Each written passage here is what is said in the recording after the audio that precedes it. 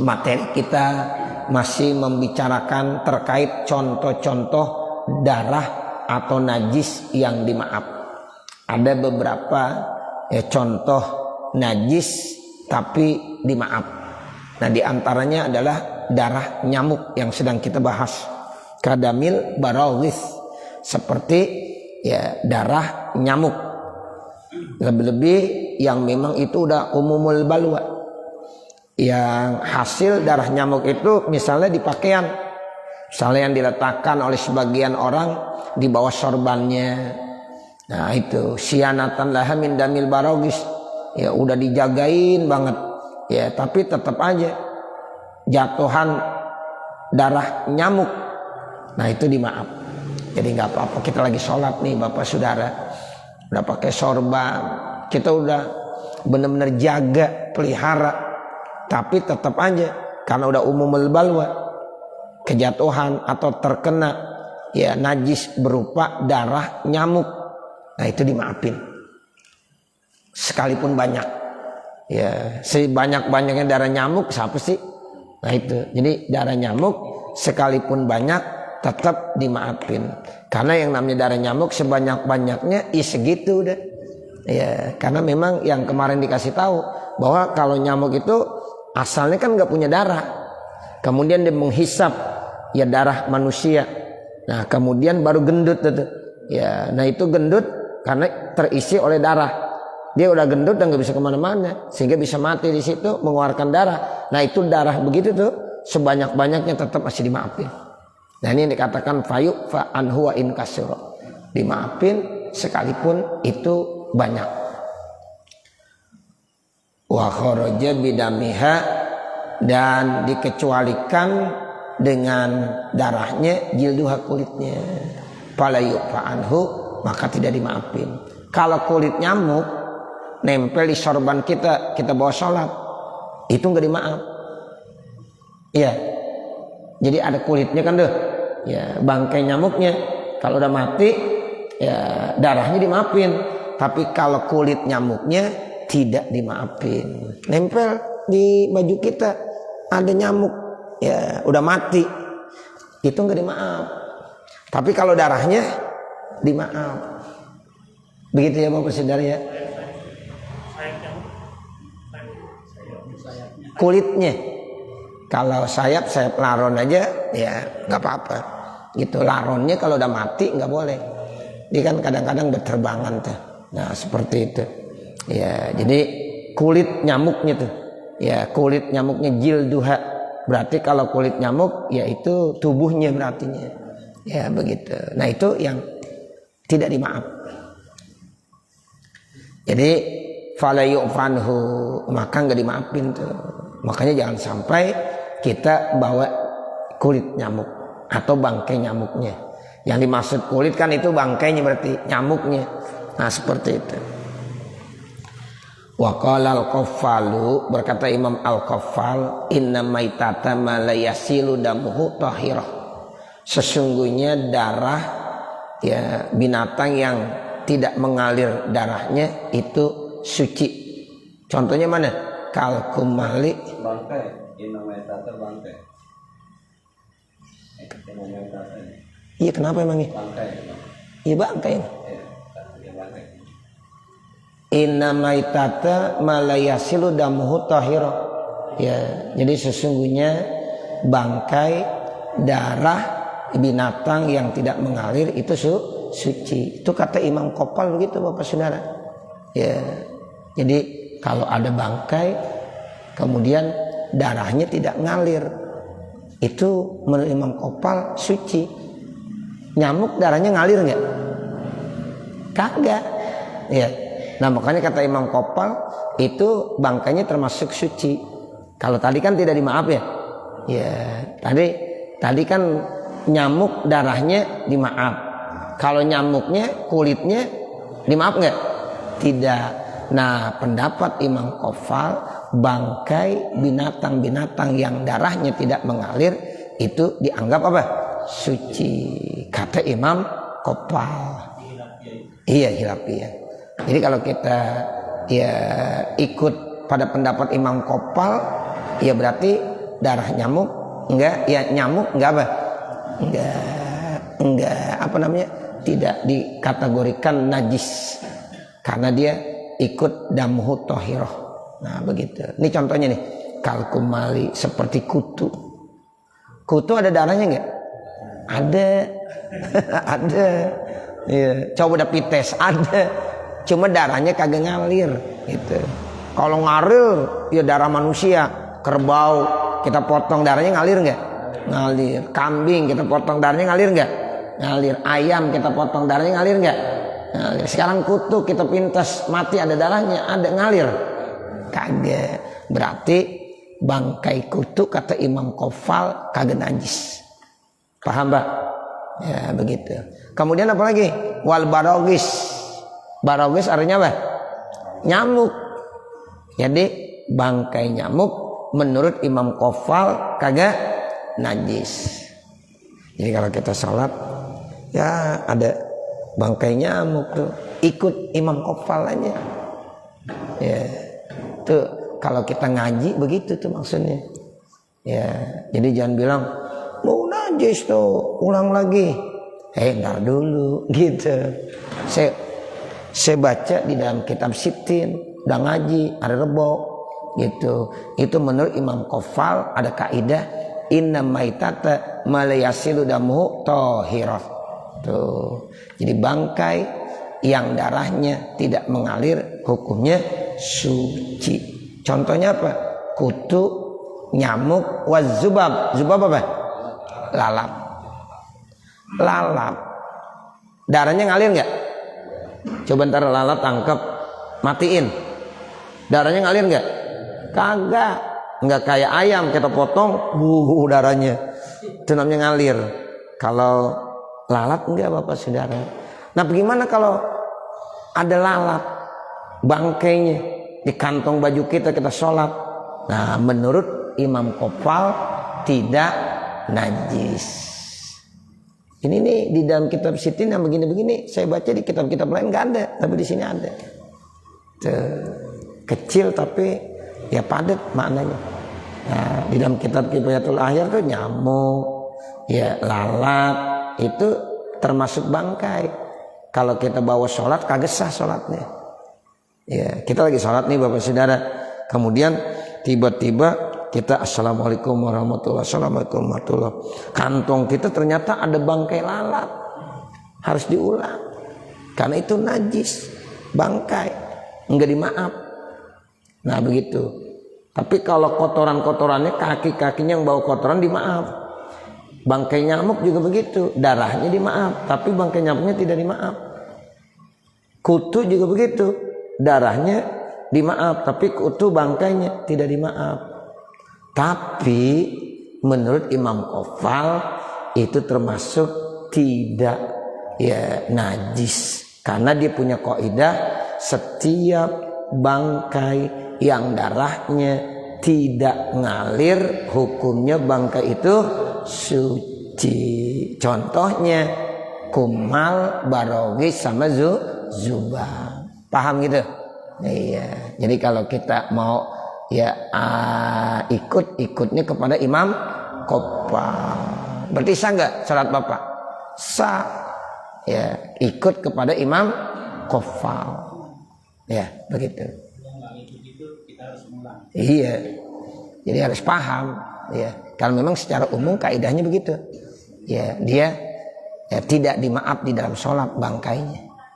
Tapi Imam Qofal beda pendapatnya. Inna maitata ma la yasilu damuhu tahirah kal kumal wal baragis waz zubab gitu. Intaha selesailah ya itu perkataan Imam Qofal. Fa juzu maka boleh lil insani bagi manusia ayu qalidahu untuk mentaklid mengikutinya pihak nafsi pada hak dirinya. Makanya boleh tuh kalau ada orang ya jadi imam kemudian di situ dia ada bangkai lalat ya kita boleh ikut sama dia. Karena kita ikut sama Imam Qofal begitu.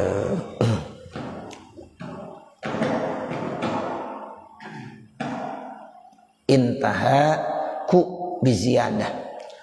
Qaluhu wa rausil zubabi. Contohnya lagi nih. contoh najis yang dimaafin, kotoran yang dibawa oleh lalat, kotoran yang dibawa oleh lalat namanya rausiz zubab. Kan kita yakin banget tuh Bapak Saudara kalau yang namanya lalat hinggapnya di tempat-tempat kotor, tempat-tempat najis. Nah sehingga kalau dia nempel, kalau dia hinggap di pakaian, di tubuh kita, walaupun kita lagi sholat, itu dimaaf. Iya, itu dimaaf. Emang kenapa? Susah menghindari dari ya lalat tadi. Kita langsung Allahu Akbar. Belum juga selesai rakaat pertama mungkin ada aja lalat nempel sini di baju kita. Lah kalau ya itu bisa najis kagak rapi-rapi kita ngulangin sholat. Tuh begitu. Makanya dimaafin. Payukfa itu dimaaf.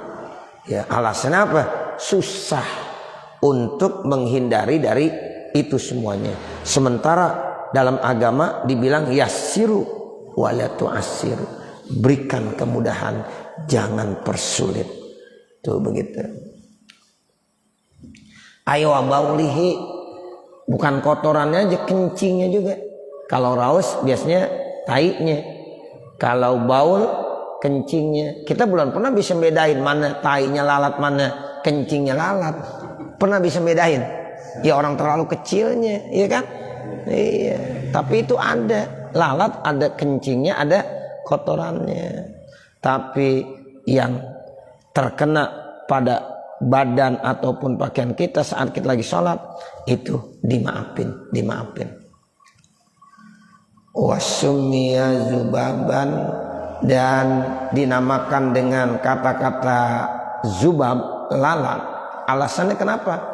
Likasroti harokatihi wattirabihi, karena banyaknya gerak dan ya kemana-mana.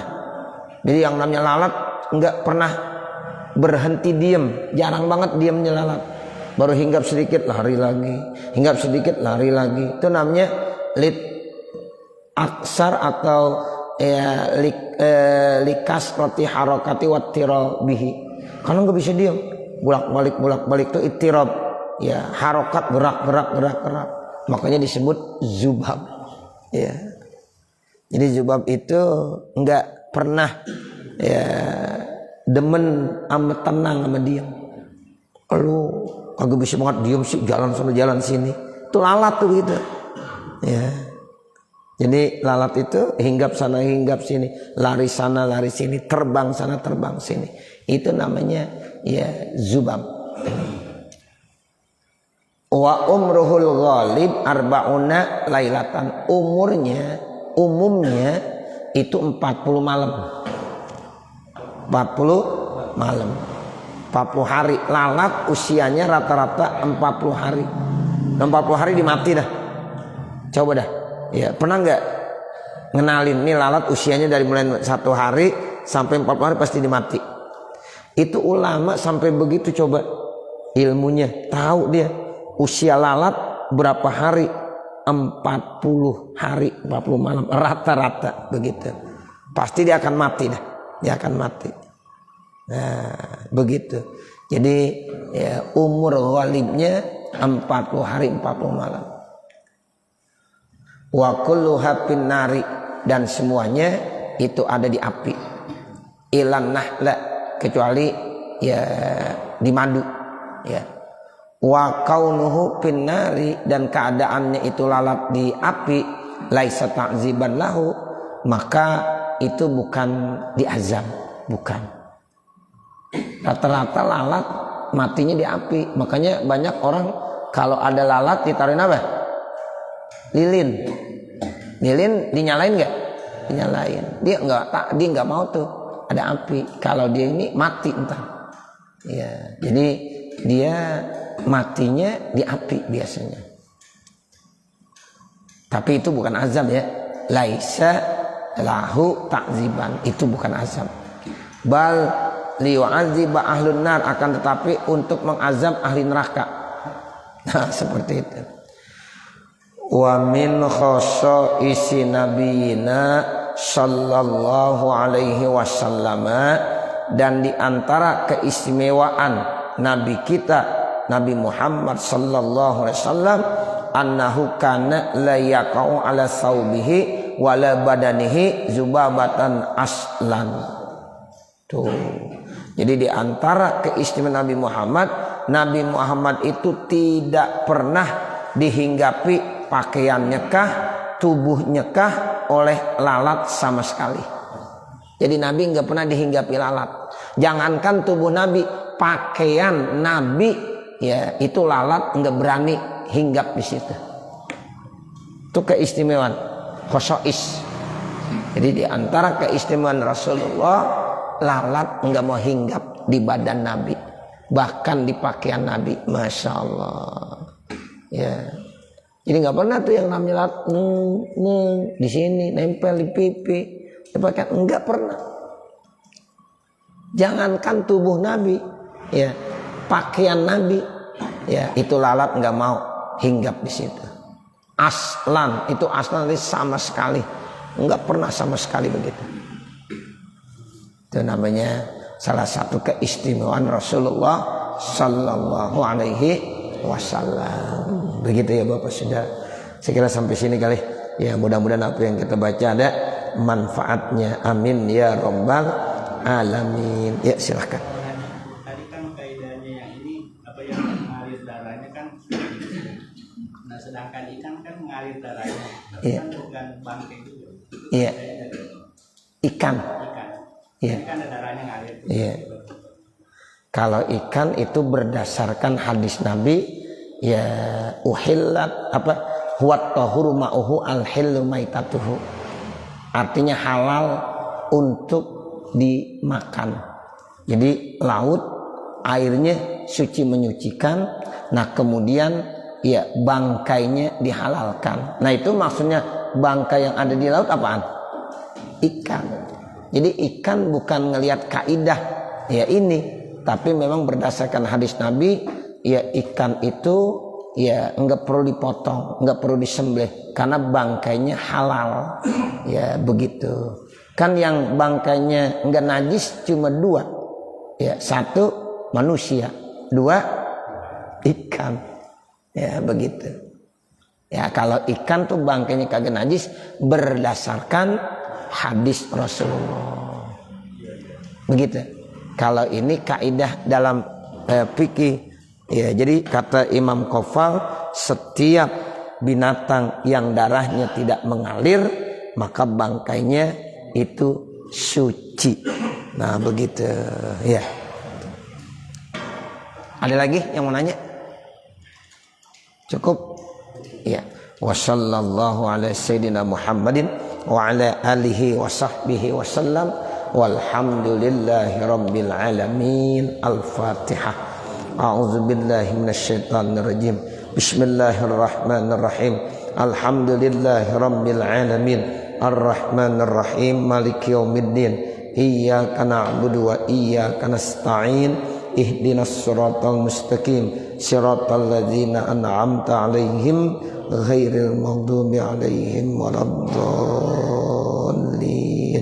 Rabbighfirli wa liwalidayya amin. Bismillahirrahmanirrahim. Alhamdulillahi rabbil alamin. Hamdan yuwaffi ni'amahu wa yukafi mazidah. Ya Rabbana lakal hamdu wa lakas syukru kama yanbaghi li jalali wajhikal karim wa li 'azimi sultanik. Subhanaka la nuhsi sana'an 'alaika kama asnaita 'ala nafsik walakal hamdu hatta tarda. Allahumma shalli ala sayyidina Muhammad wa ala ali sayyidina Muhammad. Allahumma inna nas'aluka ridhaka wal jannah wa na'udzubika min sakhatika wan nar. Allahumma shrah lana sudurana wa yassir lana umurana warham amwatana washfi mardana waqdi hawaijana wahtim bisolihati a'malana birahmatika ya arhamar rahimin. Rabbana atina fid dunya hasanah wa fil akhirati hasanah wa qina azabannar. Wa sallallahu ala sayyidina Muhammadin wa ala alihi wa sahbihi wasallam walhamdulillahi rabbil alamin. Wassalamualaikum warahmatullahi